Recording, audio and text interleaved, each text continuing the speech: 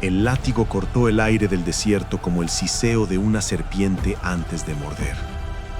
El chasquido resonó entre las columnas de piedra que se alzaban hacia el cielo implacable de Egipto, y con él llegó el grito ahogado de un hombre que ya no podía más. Moisés apretó los puños hasta que sus nudillos se tornaron blancos como la sal del Mar Rojo. Desde su posición en la sombra del templo de Ramsés, observaba la procesión interminable de su pueblo, su verdadero pueblo, arrastrando bloques de piedra caliza bajo el sol que derretía el horizonte.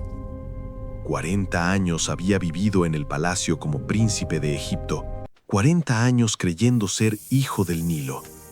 Ahora, a sus 80 años, después de décadas como pastor en las tierras de Madián, había regresado con un mensaje que incendiaba su alma, tanto como la zarza ardiente que lo llamó desde el monte Horeb.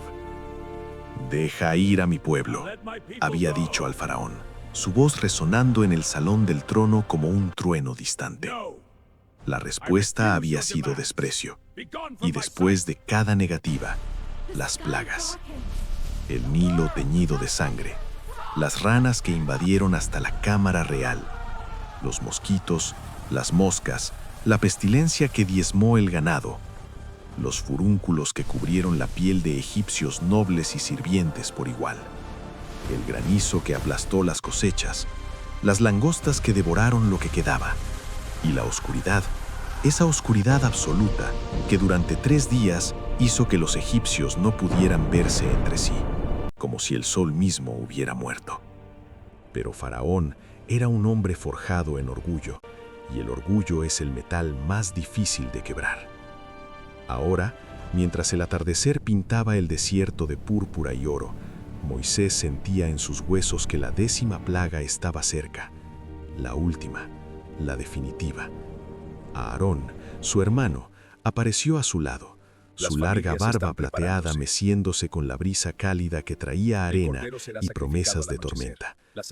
«Las familias están preparándose», murmuró Aarón. «El cordero será sacrificado al anochecer. La sangre marcará cada umbral como nos ordenaste». Moisés asintió lentamente, sus ojos perdidos en el horizonte donde las pirámides cortaban el cielo como dientes de un dios antiguo. Esta noche, el ángel de la muerte caminaría por Egipto.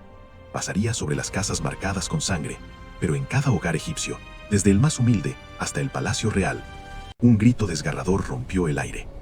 No venía de los campos de esclavos, venía del palacio. Moisés y Aarón se intercambiaron una mirada. Había comenzado. Más gritos se unieron al primero, una sinfonía de horror que se expandió por la ciudad como fuego en paja seca. Las madres egipcias aullaban nombres que nadie volvería a responder. Los padres golpeaban el suelo con sus puños.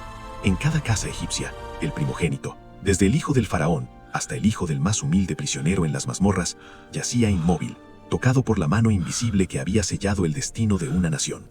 Antes del amanecer, los guardias reales irrumpieron en el barrio hebreo, pero no con cadenas, con órdenes. «¡Váyanse!», gritaba el capitán, su rostro distorsionado por el dolor y la rabia. «Tomen a su pueblo y váyanse. Llévense su ganado, su oro, todo, pero váyanse antes de que todos muramos». El éxodo había comenzado. 600.000 almas, hombres, sin contar mujeres y niños, se movieron como un río humano saliendo de Gosén. Familias enteras cargaban sus pertenencias sobre burros y camellos. Los ancianos eran llevados en carretas. Los niños corrían entre las piernas de sus padres, sin comprender aún que estaban dejando atrás 400 años de esclavitud. Moisés caminaba al frente, su bastón, el mismo que se había convertido en serpiente ante el faraón, firmemente plantado con cada paso. Miriam, su hermana, cantaba con las mujeres, su voz elevándose en un himno de liberación que hacía eco contra las dunas. Pero mientras el sol se elevaba sobre el tercer día de marcha, un sonido distante hizo que Moisés se detuviera en seco. Tambores de guerra. Se volvió hacia el horizonte detrás de ellos y su sangre se heló. Una nube de polvo se alzaba en el desierto, acercándose rápidamente. El luto había pasado y la ira del faraón había despertado. 600 carros de guerra egipcios, los mejores del mundo conocido, se lanzaban en persecución como una tormenta de bronce y furia. El ejército más poderoso de la tierra venía a traerlos de vuelta a las cadenas, o a destruirlos. Delante de ellos, el Mar Rojo se extendía hasta el infinito, sus aguas azules e indiferentes brillando bajo el sol. Detrás, la muerte se acercaba a galope. y entre ambos, un pueblo recién liberado, que aún no sabía si la libertad era una promesa. Recuerda seguirnos como De Frases para la segunda parte.